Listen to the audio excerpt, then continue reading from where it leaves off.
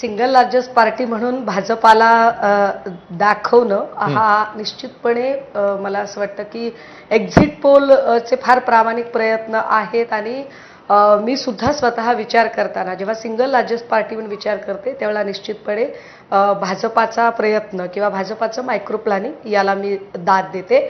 परंतु एक गोष्ट त्याला जोडून मी सांगितली पाहिजे, जे आता हरियाणाच्या संबंधाने बोललं गेलं, हरियाणाच्या निकालावर फार अवलंबून राहायची गरज नाही. शिंदेंनीही राहायची नाही आणि कोणीच राहायची गरज नाही. त्याचं कारण असं आहे की हरियाणाला स्टेट वाईड चेहरा नव्हता. हरियाणाची निवडणूक लढताना ती निव्वळ आणि निव्वळ काँग्रेसचे नेते राहुलजी यांच्या नावावर लढली जात होती. मात्र महाराष्ट्राला स्टेट वाईड 2 मोठे चेहरे आहेत. त्यातला एक चेहरा आदरणीय पवार साहेबांचा, दुसरा चेहरा आदरणीय पक्षप्रमुख उद्धव साहेबांचा चेहरा आहे. त्यामुळे हरियाणा आणि महाराष्ट्र या 2 गोष्टींची तुलना होऊ शकत नाही. पण तरी सुद्धा आपण जो काही निकाल दाखवताय एक्झिट पोलचा सन्मान आहे. मात्र मला असं वाटतं की ज्या जागा आपण आमच्या संबंधाने दाखवत आहात, मला त्याच्यामध्ये अजून एक 5 ते 10 जागांची बढत अपेक्षित आहे. बर, राजीव सरांकडे मिळतो. राजीव सर, जे सुषमाताई म्हणतात त्यानुसार त्यांना हा पोल अपेक्षित आणि त्यांच्या मते ठीक आहे. मी राजीव सरांकडे जाण्याआधी आणखी एक पोल समोर आलेला आहे, तो पोल आपण बघूया. मग राजीव सरांची कमेंट घेऊया. हा पोल कुठला आहे आपण बघूया. पोल डायरीने केलेला हा पोल आहे आणि ज्याच्यामध्ये महायुतीला दाखवण्यात आल्या जागा 122 ते 186च्या घरात, ज्याच्यामध्ये भाजप 77 ते 108, शिंदेची शिवसेना 27 ते 50, अजित पवार 18 ते 28 अशी आकडेवारी आहे. म्हणजे महायुतीची ही आकडेवारी आहे. महाविकास आघाडीमध्ये काँग्रेसला 28 ते 47च्या दरम्यान जागा मिळू शकतात. ठाकरेंच्या शिवसेनेला 16 ते 35, शरद पवारांची राष्ट्रवादी 25 ते 39 आणि इतर 12 ते 29 अशी स्थिती राहू शकते.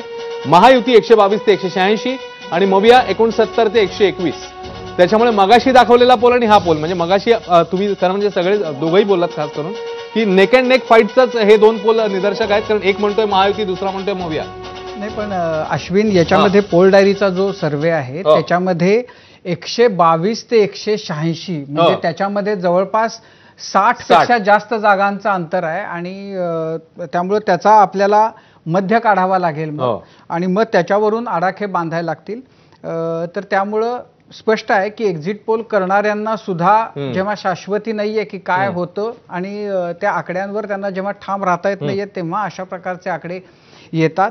पण जसे एकापाठोपाठ एक वेगवेगळे पोल काय सांगतात त्याच्यावरून आपल्याला त्या सगळ्याचं मग सरासरी काढून या निष्कर्षाप्रत जाता येईल की एकूण पोल ऑफ पोलमधून काय आकडे आपल्याला दिसतात, महाराष्ट्रामध्ये साधारणपणानं काय चित्र दिसू शकेल. त्यामुळं आत्ता ही सुरुवात आहे. इलेक्टोरल एजचा जो आहे तो त्या मानानं त्यांनी आकडे ठोस आकडे दिलेत. 78, 26, 14, 60, 44, 46. आता म्हणजे आपल्याकडे आता झाले असं की इतके सारे मुद्दे आहेत, त्या मुद्द्यांची एकमेकांमध्ये इतकी गुंतागुंत आहे. एकीकडे जात आहे, दुसरीकडं शेतीच्या बद्दलचे प्रश्न आहेत. त्यामुळं एखादा समजा जो शेतकरी आहे, आता सोयाबीनचा प्रश्न या निवडणुकीमध्ये शेवटच्या टप्प्यामध्ये खूप महत्त्वाचा झाला. आता जो शेतकरी ज्याचं सोयाबीन पडलेलं आहे तर तो जेव्हा मतदानाला जाईल तेव्हा तो शेतीचा विचार करेल का त्याच्या जातीचा विचार करेल, काय विचार करून तो मतदान करेल, का लाडकी बहीणच्यामुळं जे त्याच्या कुटुंबामध्ये आलेले पैसे आहेत त्याचा विचार करेल, सरकारनं ज्या वेगवेगळ्या योजना गेल्या काही काळामध्ये लागू केलेल्या आहेत त्याचा विचार करेल. अशी असंख्य गोष्टींची गुंतागुंत घेऊन तो मतदान केंद्रापर्यंत जाणार आहे आणि शेवटच्या क्षणी त्याचं मतदान करणार आहे. त्यामुळं माझ्या मते अजूनही फार आपण सुरुवातीच्याच टप्प्यामध्ये आहोत. ही सगळी निवडणूक जी आहे ती म्हणजे टू क्लोज टू कॉल अशी म्हणता येईल, अशी निकराची काट्याची आहे. एक गोष्ट अशी की मला कुतूहल आहे, म्हणजे महाराष्ट्रामधल्या काही जागांच्याकडे सगळ्या राज्याचं आणि देशाचं लक्ष लागले, त्याच्याबद्दलचं काय होतं ते बघण्याबद्दल आहे. आणि खास करून अनेक मातब्बर मंडळी या निवडणुकीमध्ये अडचणीत आल्याचं आपल्याला पाहायला मिळते. काही सत्ताधारी, काही विरोधक, त्यांचं काय होतं याच्याही बद्दलचं कुतूहल आहे. पण ते अर्थात आपल्याला पोल संपताना लक्षात येईल.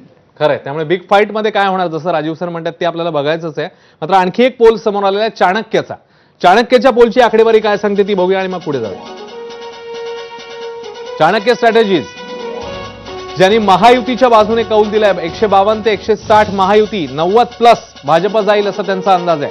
शिंदेची शिवसेना 48+, अजित पवारांचा पक्ष 22+, त्यामुळे 152 ते 160च्या घरात महायुतीला जागा मिळतील असं चाणक्य स्ट्रॅटेजीचं म्हणणं आहे. तर काँग्रेस 63+